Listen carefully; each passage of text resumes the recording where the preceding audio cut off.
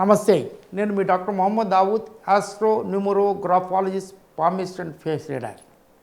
ఇప్పుడు మనకి జ్యోతిష్యంలో 3 ప్లానెట్స్ శాటర్న్, జూపిటర్, రాహు, ఈ 3 ప్లానెట్స్ చాలా కాలం, ఇది 2.5 years, ఇది 1 year, ఇది 1.5 year, ఇవి ఒకే రాశిలో ఉంటాయి. వీటి యొక్క ప్రభావం దేశం మీద, ప్రపంచం మీద, మానవుల మీద చాలా ప్రభావం ఎక్కువగా ఉంటుంది. ఓవరాల్గా ఇండియాకి కానీ ఇండివిజువల్గా కానీ అందరికీ ఇవి మంచి రోజులు అని అనుకోవచ్చు. ఇక ఇండివిజువల్గా ఏ రాశి వారికి ఎలా ఉంటుందో కూడా మనం ఒక్కొక్కళ్ళకి చెప్పుకుందాం. సింహరాశి వారికి 6th lord and 7th lord అయినటువంటి శని భగవానుడు 7th ప్లేస్లోకి వచ్చాడు. మొన్నటి వరకు 6th ప్లేస్కి రెట్రోగ్రేడ్ అయ్యాడు. అప్పుడు 6th ప్లేస్లో శని భగవానుడు చాలా మంచి చేస్తాడు.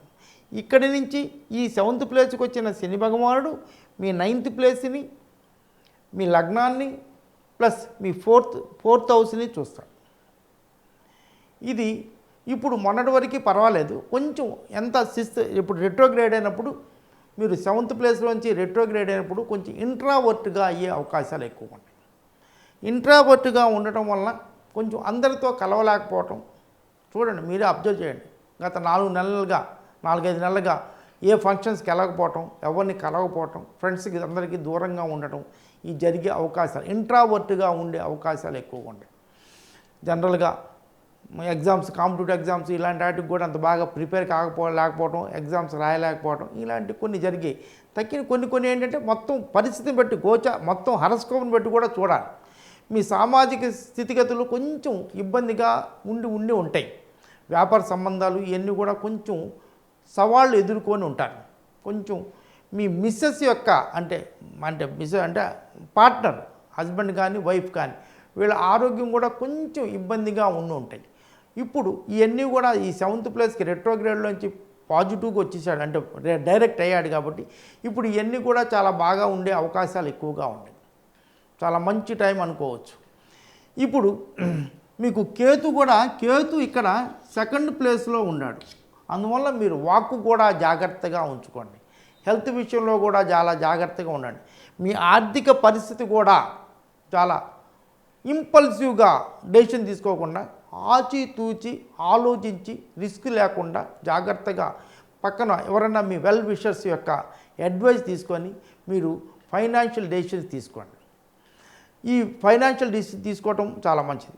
మీరు ముఖ్యంగా ఇక్కడ ఉన్న వాళ్ళకి ఫారిన్ కంట్రీస్కి చదువు కోసం వెళ్ళే వాళ్ళకి ఎవరికైనా ఫారిన్ కంట్రీస్కి వెళ్ళే అవకాశాలు ఎక్కువగా ఉన్నాయి. వీళ్ళకి చదువు కోసం వెళ్ళేవాళ్ళు చాలా వరకు chances are very very very good. కొంతమంది చదువు అయిపోయిన తర్వాత వేరే పట్టణానికి వెళ్ళటం, బెంగళూరుకి వెళ్ళటం. నేను కూడా బాపట్ల నుంచి హైదరాబాద్ వచ్చి 81లో స్థిరపడ్డా. అలాగే ఇలా ఈ ప్రాంతాల నుంచి వేరే ప్రాంతాలకు వెళ్ళి స్థిరపడదాము అనుకునే వాళ్ళందరికీ కూడా ఇదొక మంచి టైం.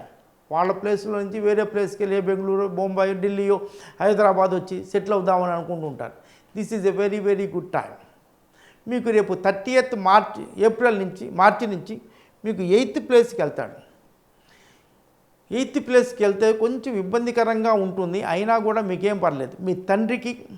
మీ తండ్రితో కూర్చోండి. తండ్రి ఉన్నవాళ్ళు, తండ్రి లేకపోతే తండ్రి సమానమైన ఉన్న వాళ్ళతో, మేనమామ కూడా సగం తండ్రి లాంటి వాడే, వాళ్ళతో కలిసి మాట్లాడండి. మీ విషయాలు వాళ్ళతో పంచుకోండి. వాళ్ళ యొక్క అడ్వైజులు తీసుకోండి. తర్వాత మీ గురువులు ఉంటారు, ప్రతి ఒక్కరికి ఎవరో ఒకళ్ళు గురువులు ఉంటారు. వాళ్ళకి నమ్మిన వాళ్ళు, అంటే గురువే కాకుండా కూడా కొంచెం వెల్ విషర్స్ ఉంటారు. వాళ్ళు చెప్పేది వినండి. 8th ప్లేస్లో ఉన్నప్పుడు ఎవరైనా కానీ మన సొంత డెసిషన్లు కాకుండా వేరే వాళ్ళ డెసిషన్లు తీసుకోండి. ఇది తీసుకోవటం వల్ల చాలా బాగా ఉంటుంది. ముఖ్యంగా ఈ 7th place, 8th place Saturn ఉండటం వల్ల కొంచెం మీకు మనసు అలజడిగా ఉంటుంది. అలజడిగా ఉన్నందువల్ల యోగా, మెడిటేషన్ చేయండి. వీలైతే రవిశంకర్ గారి art of living basic advance చేయండి, చాలా బాగా ఉంటుంది. మెడిటేషన్ చేయటం వల్ల సూర్య భగవాన్ని కొలవటం వలన, తర్వాత మహామృత్యుంజయ మంత్రము, ధన్వంతరి మంత్రము, దక్షిణామూర్తి స్తోత్రము వినటం వల్ల మైండ్కి చాలా బాగా ఉంటుంది. అందువల్ల మీరు ఇలాంటి చేస్తుండే మెడిటేషన్ చేసుకుంటూ ఉండండి. ఏమైనా డెసిషన్ తీసుకునేప్పుడు మీ వెల్ విషెస్ని అడిగి వాళ్ళ యొక్క అడ్వైస్ తీసుకోండి. ముఖ్యంగా మీ వెల్ విషర్స్ దగ్గర కూర్చొని మాట్లాడండి, మనసు విప్పి మాట్లాడండి. మీ గురువుల దగ్గర, మీ తండ్రికి సమానమైన వాళ్ళ దగ్గర చేస్తూ ఉండండి. ముఖ్యంగా అన్నదానం చేస్తూ ఉండండి. అన్నదానం చేయడం అనేది చాలా ముఖ్యం. మీ ఇన్కంలో 2 to 10% దానం చేయండి. This a good period. ఏమైనా కానీ వీళ్ళకి సెవెంత్లోనూ అష్టమంలోనూ వస్తున్నాడు కాబట్టి ఎక్కడైనా మీ దగ్గరలో ఏ ఆలయం ఉన్నా ఆ ఆలయంలో కనుక శివుడు ఉంటే ఆ శివుణ్ణి సాయంత్రం 6:30 తర్వాత దాన్ని ప్రదోషకాలం అంటారు. ప్రదోషకాలం అంటే ఆఫ్టర్ 6:30 తర్వాత ఆ శివయ్య దగ్గరికి వెళ్ళి శివయ్య దగ్గర ఉన్న దీపాన్ని ప్రదోషకాల దీపం అంటారు. ఆ దీపాన్ని శివయ్యని నమస్కరించి ఒక 11 ప్రదక్షిణలు చేసి మీ కోరికలన్నీ కోరుకోండి.